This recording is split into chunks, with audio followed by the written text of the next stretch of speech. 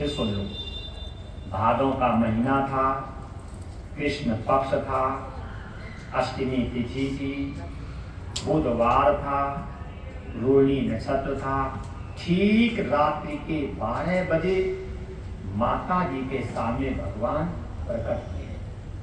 भागवत में साफ लिखा है, तमद भूतम बालक अम्बुजेक्षम, शंख चक्र गदा पद्म लेकर के। तो इसको दिखा लो थोड़ी देर के लिए, न माने तो थोड़ा घर ले जाओ है, और हो जाने तो 10-5 मिनट चर्चा। अब देख लेना, समय बर्बाद मत करना, फिर हम कुछ कहें तो आपको। तो क्या प्रसंग चल रहा था? भादों का महीना था, कृष्ण पक्ष था, अष्टमी तिथि थी, रोहिणी नक्षत्र था, बुधवार था। अब उधर जाएंगे नहीं, ये सब के सब मध्य के 16 तिथियों में अष्टमी मध्य, 7 दिनों में बुधवार भी मध्य, नक्षत्रों में रोहिणी नक्षत्र भी मध्य, समय में रात्रि का समय भी मध्य, वो सब मध्य का है। मध्य का क्यों चुना है वो कभी आगे चर्चा करेंगे, क्योंकि समय थोड़ा कम है। तो भगवान ने सब मध्य का समय लिया है, और मध्य का समय लेकर के भगवान माता जी के सामने प्रकट हुए। और कैसे प्रकट हुए? तमद भूतम बालक अम्बुजेक्षम, शंख चक्र गदा और पद्म लेकर के प्रकट हुए, चतुर्भुज। जिस समय माता जी के सामने भगवान शंख चक्र गदा और पद्म लेकर के प्रकट हुए, तब माता जी ने और पिताजी ने, दोनों लोगों ने भगवान की स्तुति की है। कैसे की है? वेद मंत्रों से स्तुति की है। आज जब ईश्वर की माता पिता ने स्तुति की है, ईश्वर प्रसन्न हुए हैं, और जब ईश्वर मुस्कुराने लगा है, तब माता जी को बोध हुआ है। बोध माने ज्ञान हुआ है। और जब ने पीठ घुमा ली, और जैसे माता जी ने पीठ घुमाई है, तब भगवान कह रहे, मां, बड़े बड़े योगी महात्मा तपस्वी हमें ध्यान से देखते, और हम आपके सामने आए, आप पीठ कर रहे हैं।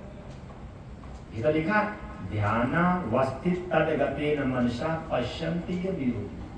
बड़े बड़े योगी महात्मा तपस्वी ध्यान से देखते हैं, और मैं तुम्हारी भक्ति के वशीभूत होकर के तुम्हारे सामने साकार आया हूं, और आप हमें देख करके पीठ घुमा रहे हैं।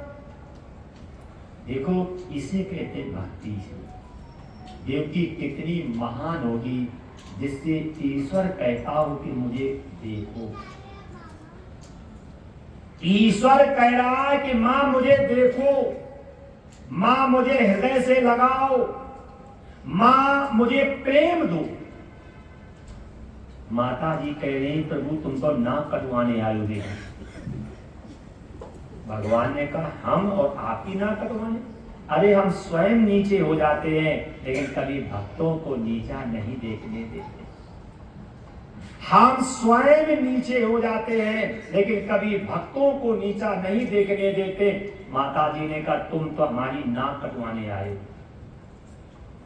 भगवान ने कहा, कैसे? माता जी ने कहा, जब सब लोगों को मालूम होगा देवकी के लाला भयो, देवकी के लाला भयो, देवकी के लाला भयो, और जब सब तुम्हें देखेंगे तो ताली पीट पीट के हंसेंगे, गजब ढा दिया, देवकी के बाप भयो, देवकी के बाप भयो, देवकी के बाप भयो। कैसे?